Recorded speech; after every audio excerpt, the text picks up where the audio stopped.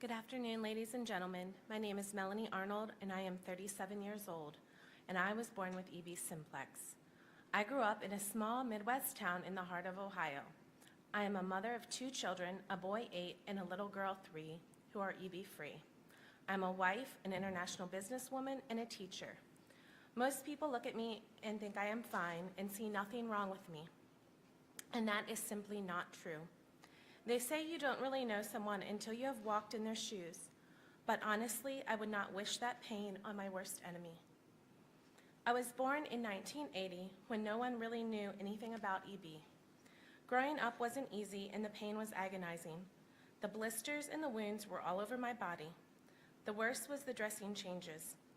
Sitting in a bathtub of water stung like fire. It hurt so bad taking the dressings off. Do you know how painful that is? Imagine the feeling of someone slowly peeling off your skin. Let's not forget the anxiety of sitting there waiting for my mom to pop all those blisters with a needle while I just wanted to go play. Let's also not forget the constant itching. Yes, EB is painful, but it is also itchy. It is very hard. Many shoes make blisters on my feet, and many times I am forced to wear a lightweight tennis shoe to avoid blisters on my feet and heels. If I do have an important meeting and wear dress shoes, I'll be walking slowly or limping for 3 days after because the blistering is so painful. The pain on my hands from blistering of a simple task like sweeping becomes excruciating. I have found that eating certain foods will also cause blistering in my mouth and the EB to flare up, so I must watch what I eat and drink. EB is painful because of all the dental work, because it affects your enamel on your teeth. I think my EB affects me in other ways as well, because I guess my immune system just can't take anymore.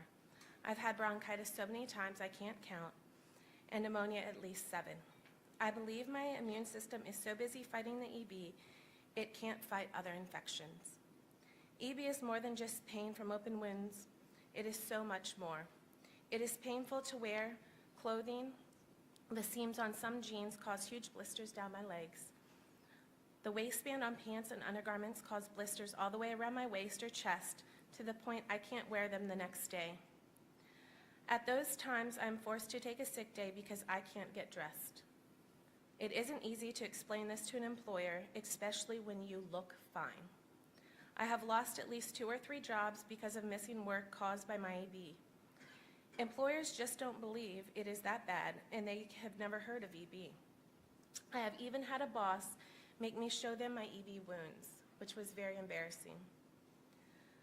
Then there are the stares. It's painful to have people stare at you all the time because you are different, to ask you how you got burned, to give you nasty looks because you are using a handicap sticker or a wheelchair because you just can't take another step with all the huge blisters on your feet. But mostly EB is painfully, emotionally draining.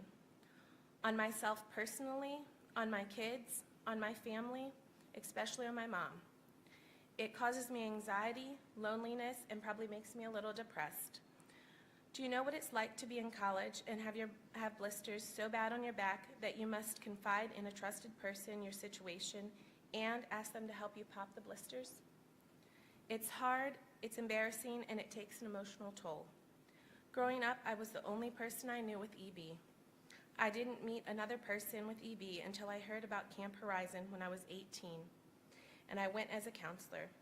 I was happy to meet others like me, but I was heartbroken to have a young little girl with RD-EB look at me in the eyes and ask me if her EB would ever be as good as mine.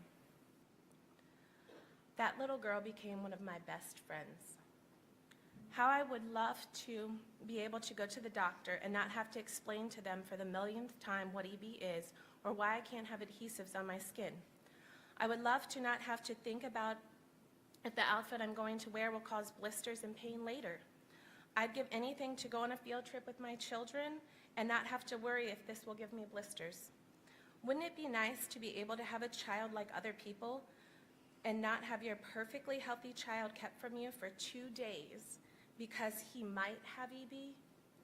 The hospital refused to let me see my newborn after a 4-hour C-section because they weren't sure if he had EB. I had to have the Debra nurse Jerry and an incredible physician, Dr. Pride from Camp Horizon, speak to the doctors at the hospital just to get my newborn released from the NICU so I could hold him for the first time.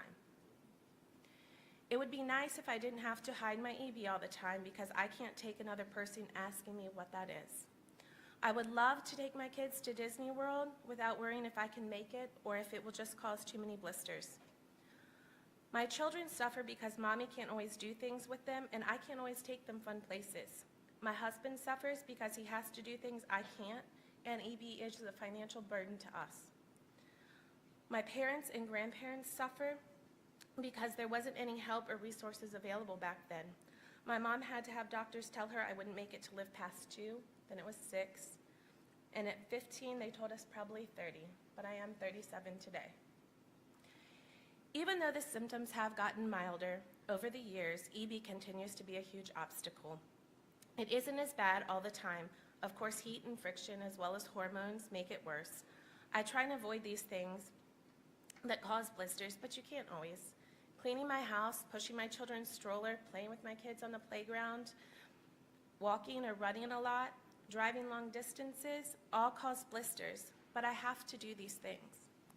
So every day I deal with the pain and I put a smile on my face because I can't change EB, but I can change how the world sees EB and those who suffer from this horrible, debilitating disease. Because even the forms of EB that most people considered mild, believe me, it is anything but that. Thank you.